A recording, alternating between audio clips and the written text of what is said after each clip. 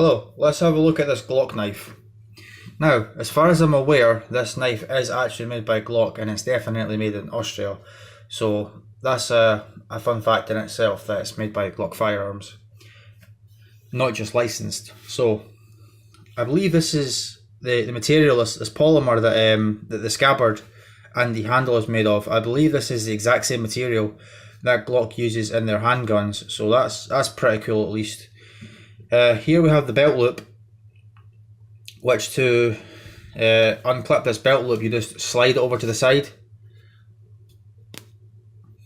Doesn't really matter which way you do it, it works both ways. Now this is a fully ambidextrous sheath.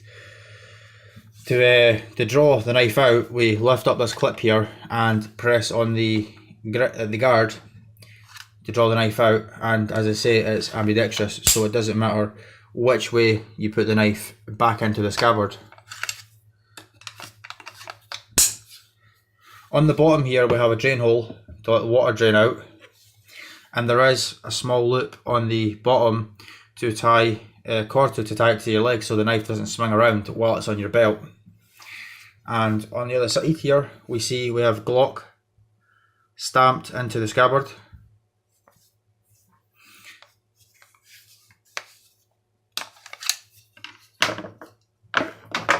And we have Glock stamped into the handle. If we have a look at the tank stamp, as I said, we can indeed see that it is made in Austria. This is the model 78. I think this is called the Field Messer, which Messer in German is knife. So this is the Glock 78 field knife. No time stamp on the other side. And we have a fairly long blade, which is pretty thick, especially for how wide it is. This is more of a bayonet. In fact, I believe this is meant to, this is a bayonet for the Steyr AUG rifle. I believe this piece here is actually part of the bayonet lug. I think what you're supposed to do with this is this piece can be removed and then that goes into the bayonet lug.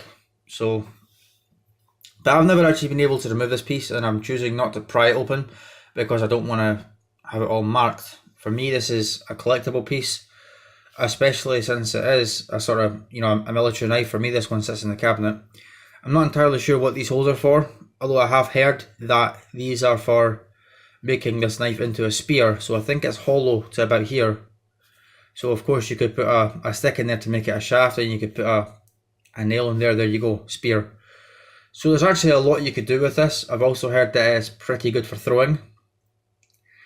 And I've actually watched quite a number of videos on YouTube before I bought this knife. I've had this knife for maybe 3 years. But one of the things that influenced my decision on buying this knife is just how tough it is. I saw a guy hit it with a hammer to break wood, to break slabs, bricks.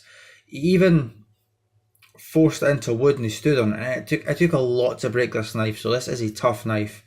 So I think this is an excellent option as a working knife, especially as a beater.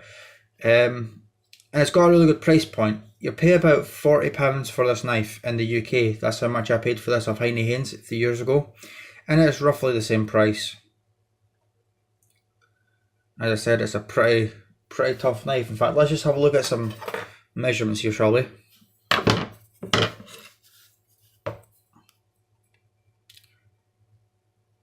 The blade length is about 6.5 inches. Overall length, we've got just over, well, we've got about 11.5 inches here. Let's see what we've got in centimetres.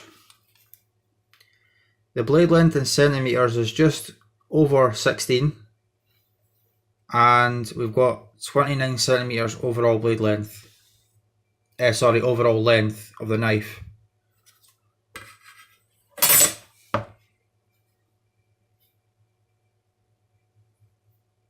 An excellent knife. Now I think this is more of a clip point. This is actually kind of in between a clip point and a drop point. I say that's more clipped than it's dropped. Now we do have a swedge here. As for the grind, probably saber ground.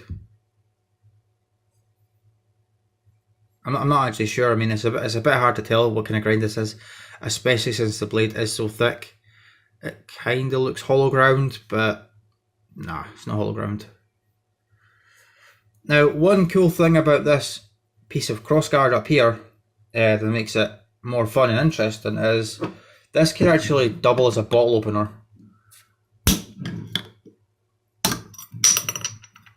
There we are. Now that, in my opinion, is the manliest possible way to open a bottle. Now, about the blade's sharpness, well, it's a bayonet, so it doesn't really need to be sharp. And it certainly doesn't come sharp.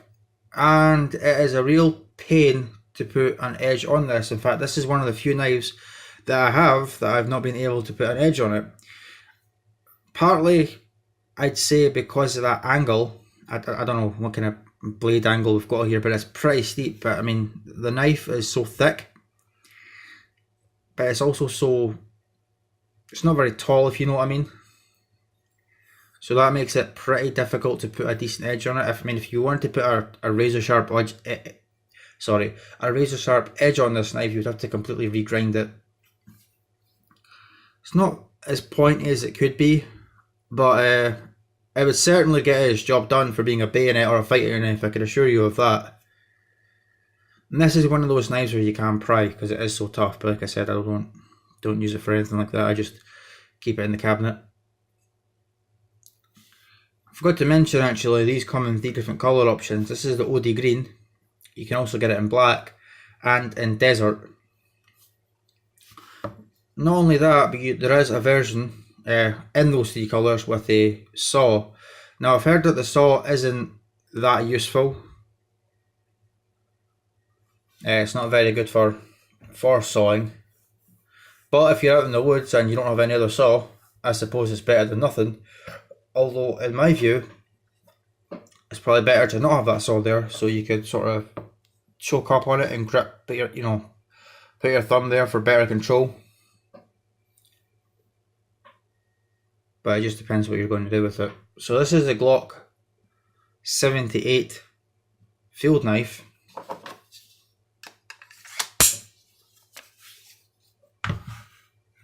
An excellent option for collecting, or an excellent beater, whatever you choose to do with it. Personally, it's one of my favourite knives, so I'll leave it at that. Hope you enjoyed that, and thank you for watching.